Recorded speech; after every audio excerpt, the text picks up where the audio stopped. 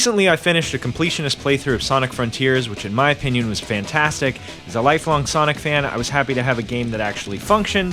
This one turned out to be fun too, which was a nice surprise. Now, while it's not a perfect game, it's one I really enjoyed and tried to get every last little bit of enjoyment out of it that I could.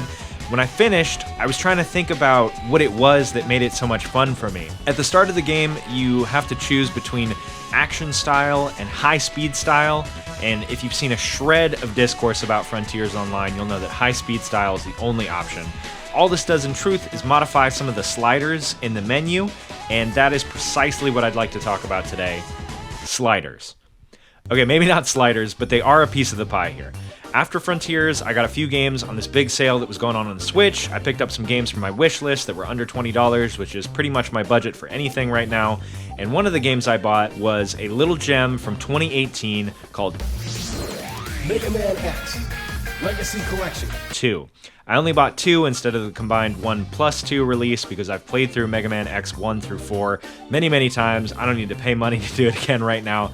That's just to say I'm a huge Mega Man fan and have been since I was a kid. My first Mega Man game was the remake of the first Mega Man X for PSP called Mega Man Maverick Hunter X.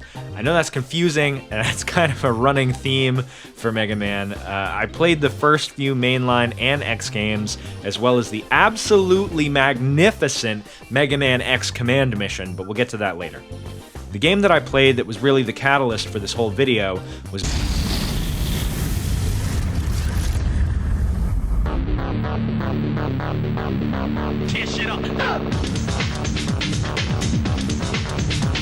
I didn't really play this one growing up, so while I do have a lot of nostalgia for Mega Man on the whole, I don't have any memories of this game specifically.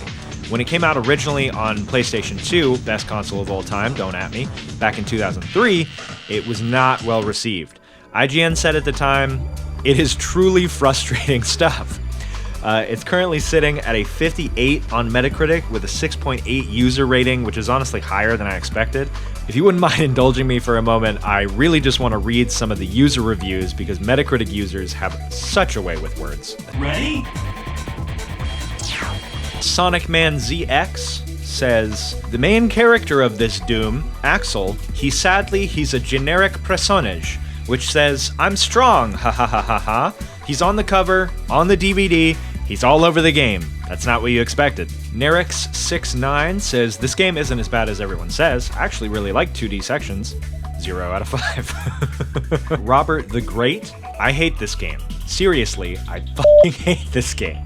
It ruined the Mega Man X series, which is why there is no Mega Man X9, and Capcom decided to make a remake of the first Mega Man X game." So blaming this game, even though they still made 8, but they didn't make 9 because of 7. GameCube Lover says, "Graphics are meh, and the levels are meh. They could have been better. The music is good, but the story is trash, as well as the gameplay. This game lacks a lot. Why does this game get good reviews?" GameCube Lover, I don't think it does. I haven't seen any. Okay, thank you for sitting with me through that. So, while it's not the most beloved Mega Man X game, I loved it. I mean, I had an amazing time playing this game, and I plan on doing a few more runs right away. So, why is that? Why did I have so much fun playing this game? It's Rookie Hunter mode.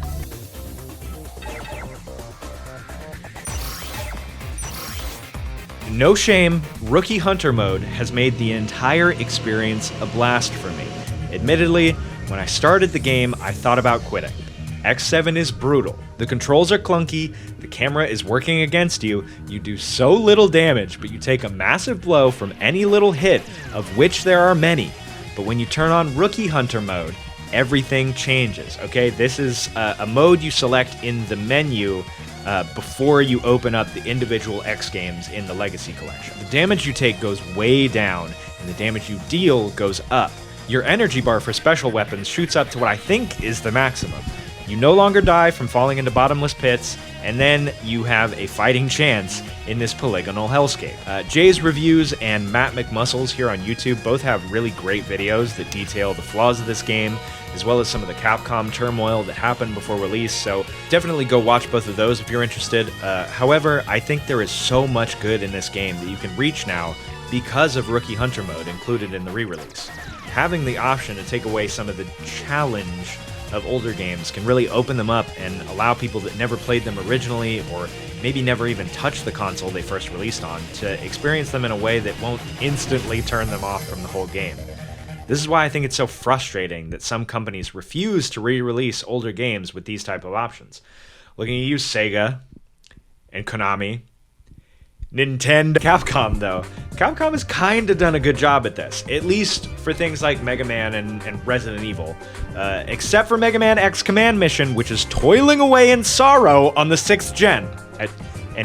Anyways, let's look at a prime example of how Rookie Hunter mode makes this game not only bearable, but enjoyable. The fight against Red.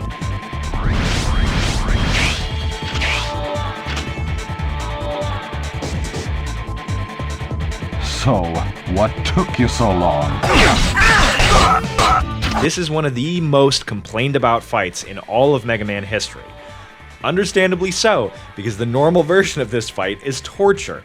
I personally don't think it's that hard to navigate the characters in the 3D levels of this game, but this fight just takes it to a whole new level. There's no time to get out of the way of the attacks, it takes forever for Red to show back up so you can shoot him, and there's no way you're ever beating this fight with 0 on a normal playthrough. But in Rookie mode, I'm having a blast. I'm bopping around. I'm shooting here and there when I feel like it. I'm not afraid of falling into the pits, and getting caught in the whirlwind lightning attack isn't an immediate death sentence sending you all the way back to the start of the fight. And yes, I am a damage booster. If I get frustrated in any Mega Man game, I am boosting my way through and just convincing myself it's my infallible sense of justice pushing me towards my ideal. There's many parts of this game that are made better by Rookie Hunter mode, and I think that's why we need more of this concept to bleed into games preservation and modern games too. So here's where we return to sliders. Sonic Frontiers has great sliders: initial boost speed, turning speed, boost turning speed, top speed, steering sensitivity. You can get granular here, and that's what makes it so anyone that plays the game can pretty much have Sonic control the way that they want. Except in the more traditional stages, but Sega isn't actually allowed to do everything right in a game, so they get a pass here. I'm just kidding. Another great example of this type of accessibility is God of War Ragnarok, the follow-up to the 2018 reboot. In there, you've got vision, hearing, audio cues, screen reader, so on. These are more in line with what I think comes to mind when people think of accessibility options, and I'm all here for it. X7 and the Legacy Collection on the whole might not get this specific, but Rookie Hunter mode is like a general on button for all this type of stuff. We can even look at the Mega Man releases for Nintendo Switch Online. You can play the 1994 Sega Genesis release, Mega Man The Wily Wars, if you subscribe to Switch Online, and you can take advantage of the option to rewind your gameplay up to 5 minutes, depending on the type of game you're playing. Just like Rookie Hunter mode, this lets the player experience some older titles that can be really difficult if you've never played on the original system. I think for me, the Sega Genesis was the first console I ever played on, but I'm just saying in general. Now, if I could take a brief sidebar to petition Capcom to please re-release Mega Man X Command Mission. It just needs some quality of life improvements. It's like the only JRPG I've ever beaten, and it's so fun and so good, and there's some really solid mechanics in here, and with a little love, I think it could be a real seller. Capcom, please hear me out. I didn't finish Persona 5, but I finished Mega Man X Command Mission. Let's make one last comparison between a modern game and X7 that I think makes perfect sense. Hear me out. When you start Elden Ring, you are not gated off from getting as powerful as you could possibly want before continuing. X7 Rookie mode kind of just starts you at that spot. And listen, clunky 3D controls that are really satisfying if you master them, they've both got it. Completely incomprehensible story, they've both got it. Cool swords, they've both got it. What I'm saying is, nudging players along that might be having a tough time with a game they want to keep playing can look different depending on the needs of the game. I am not good at FromSoft games, even though I've played a majority of the Souls titles.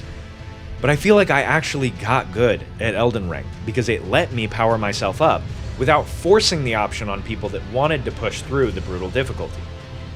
X7 might not have been a good game in 2003. In fact, I'm pretty sure it wasn't. But if you get it on the Legacy Collection right now, I think it's a great one. Accessibility in games is something that I think is really important. There's no debate anymore as to whether or not video games are art. They are.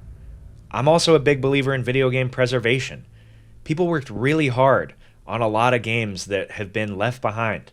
And just because something was kind of bad when it came out doesn't mean we have to completely throw away all of its ideas. Lots of games with kernels of genius were released decades ago, and those games are just sitting there. I mean, consoles that you can barely find a controller for anymore. So if you have the time and money, and you didn't like it the first time, maybe give X7 another try. So to close out, I just wanted to go through some posts from the r/Megaman Reddit, some responses to somebody asking why everybody hates X7. I also made a post asking people for some hot takes, so I just wanted to read those real quick. So in response to why doesn't anybody like X7, Maverick XEO said, controls are not good, levels are not fun, feels clunky and slow, X isn't in the game to start, which is true, but it's really not, it's not that big of a task to collect the 64 Reploids you need to play as X, but I get it. Noku Tomaru says, burn to the ground! Burn to the ground! Fair, I'm not going to take that one away from you.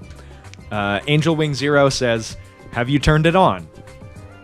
Fair. Okay, and now some responses to my post asking for hot takes. Cheese Op? I'm sorry, I'm doing my best. I think it's Cheese Op. Says, X7 was an ambitious game for a team that had no 3D experience. It has the makings of a solid game, but just missed the mark on a lot of things. The analog I always like to use with X7 is that it's like a child science fair project. You can see what they were going for, and they put effort into it, they just lack the skills to make it look professional. And that's great. That's a really great summation of the X7 experience, I think. Just one more. Colby XD said, my hot take, Mega Man X7 was a brave release with an excellent soundtrack and atmosphere. Axel's voice actor is unironically good for the role, and while I think the X8 cast is better all around, I will always have a soft spot for... Please insert that line here. I think if the game was left in the oven longer, it would have been a classic, but it feels very rushed and concepts are often undeveloped. TLDR, it's bad, but not nearly as bad as people say it is. Would love to see a review that doesn't specifically cite Flame Heinard, and that's been done to death. True. Too true. So, you know, there's hope out there, is all I'm trying to say. Thank you for watching. I don't know if I'll ever make another YouTube video, but I really wanted to talk about this. And if you made it all the way here, I don't know, go listen to my music. I'll put a link in the description. That's what I really do. All right. Thanks. Take care. See ya. Oh, and links to all sources for anything, any info is down in the description. Okay. Thank you. Bye.